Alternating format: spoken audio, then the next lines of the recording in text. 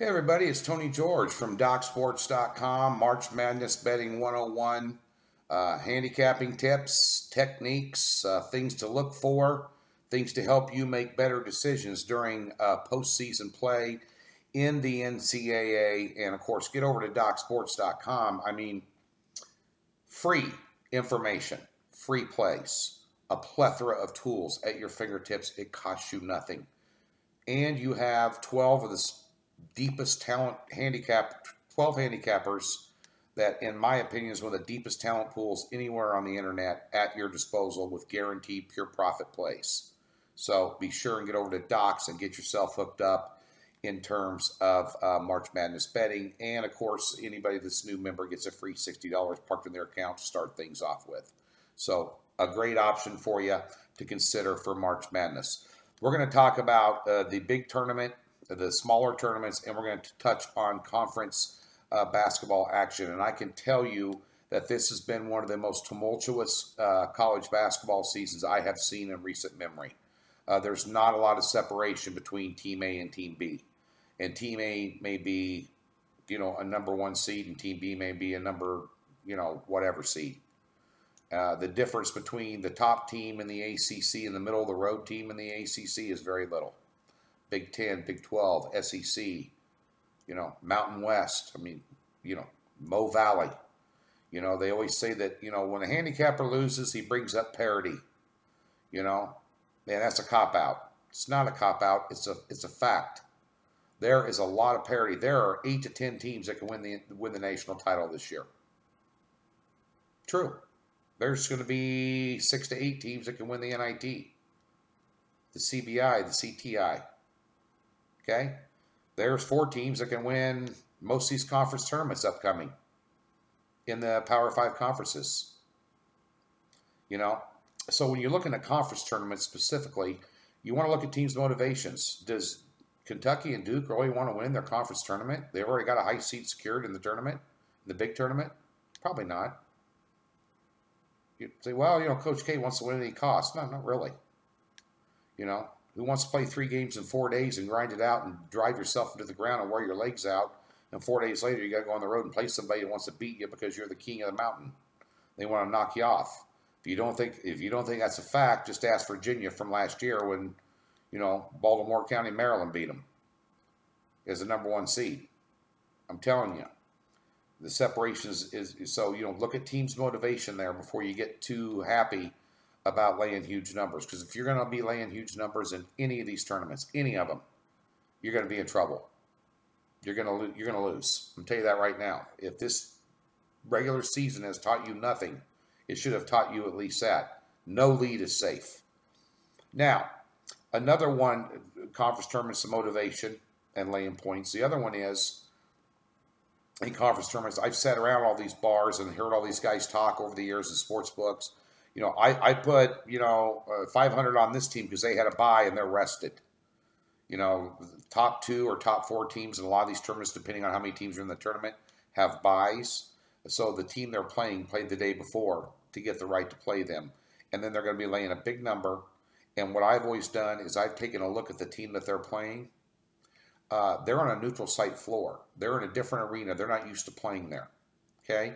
This team's got experience in that arena last night. How the rim, is the rim hard? Is the rim soft? Is it this? Is that? The other? Little nuances about playing on that particular floor that are advantage to that team. And what I like to do, if they're getting a big number, look at first half lines in these conference tournaments. If Team A was laying 12 or 13 against Team B in the halftime line 7 or 8, you'll see a lot of times they're in a ball game at halftime. I like to look for reasons to take underdogs getting big points in the first half based on that bye scenario. Just a couple of tips for conference tournament betting. Also, getting to the big dances, the NCAA tournament. There are 64 teams in this tournament. There are probably 10 of them that can win it. There's probably 48 teams that's going to give everybody a ball game. So some of the things you want to look at in this tournament, first of all, keep your volume low, especially this year. If you're betting 10 games on Thursday and 10 games on Friday, chances are you're going to lose. Okay? And maybe there's guys at Docs are going to have that many plays out. That's how they roll. It's not how I roll. Less is more. Slow and steady win the race. You want to flat bet across the board equal amounts of money. Flat betting is key. Second of all, keeping your volume low is key. Now, taking a look at the games themselves, a couple things I look for: offensive and defensive efficiency ratings. There's numerous sites you can find these on. I like teams that have high defensive efficiency ratings. And I don't care if they play in the Sun Belt, the Mo Valley, or the Big West. You know, I don't care if they're playing a team from the ACC or the SEC or the Big East. I don't care. Okay? Teams with high, good defenses, especially if they have a couple of good guards, a decent backcourt, are going to keep them in games. Okay? So you want to take a look at those offensive and defensive efficiency ratings. And you also want to take a look heavily at free throw percentages and depth. How can you figure out how a team has depth? Look at bench scoring. What's the norm? What's their bench? Do they got 3 or 4 guys on the bench? Because how many times have you sat around during a March Madness with your buddies slamming down booze and freaking out because it's free throw, back and forth free throw? For the last minute, 30 seconds of that game, it takes 15 minutes to get over. It's all based on hitting free throws. Foul, free throw. They miss a free throw, they go down and score. If inbounds the ball, foul them again. If they're missing the front ends of these free throws or not making both of them, going to be in trouble. Also, when they start fouling a lot, they get in foul trouble. What's their depth? Chances are, if they're that close to the game, it could go into overtime, and their best players on the bench. So you got to look at free throw percentages and depth. You also want to take a look at teams that have good backcourts. Good guard play wins in the postseason. If you don't believe me, look at Loyola Chicago last year. I rest my case. Nevada, I rest my case. Talking about teams from last year. Good guard. Tom Izzo won national titles. Why? Good guard play. Okay? Kansas, good guard play. I mean, that's why Kansas isn't going to go very far this year. They're on good guard play. But, that being said, good guard play is crucial. A couple other things here, switching gears into, and those are just a few things you look at. Strength of schedule obviously helps, but, so I'll look at the SOS ratings as well. When you get to the NIT, the CTI, and the CBI tournaments, these are different animals, and there I find more advantages in these tournaments because of the home road dichotomies. Because, like, for instance, let's just take the NIT. The only neutral site games they have is the Final Four at Madison Square Garden. Other than that, it's home road. Okay, and many teams that are in the NIT tournament, that were even bubble teams, the reason they're in the NIT tournament is because they couldn't win on the road. They'll have a 13-2 home record and a 2-10 road record. That's why they're not in the big dance. If they're on the road laying points, you want to take a look at the other team. Many times you find teams laying more than 4 on the road. You want to research the heck out of that game with that underdog that's playing at home to see how they did at home. If say it's a middle of the pack Mountain West team playing North Carolina State, who's probably not going to make the big dance this year, so they're going to be in the NIT tournament.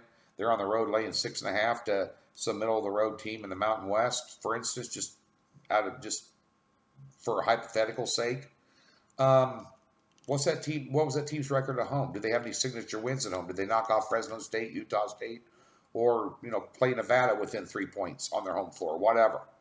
Do your research, because being able to fade road teams against strong home teams is crucial. And remember, a lot of these Power 5 conference teams, BCS Power 5 conference teams, go on the road and play at Bradley or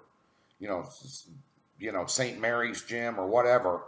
Those gyms they're playing in, they're the size of their practice facility. They're not used to play. They're used to playing in arenas in front of 12 or 15, 20,000 people. Okay? So it's a different road test for them just because of the size of the arena, and it takes some adjustment for them to get going in those games as well, which brings first half lines into the home underdog as well. So you want to take a look at that. But the NIT, you always remember home road dichotomy is crucial in those tournaments. Same thing with the CTI and the CBI. So that's one thing I look for in the NIT. And, of course, same thing applies. Good guard play. Do they shoot free throws? The same rules apply from the NCAA tournament down to the NIT, but then you have the home road dichotomy you can consider as well, and it gives you a definite edge in those games.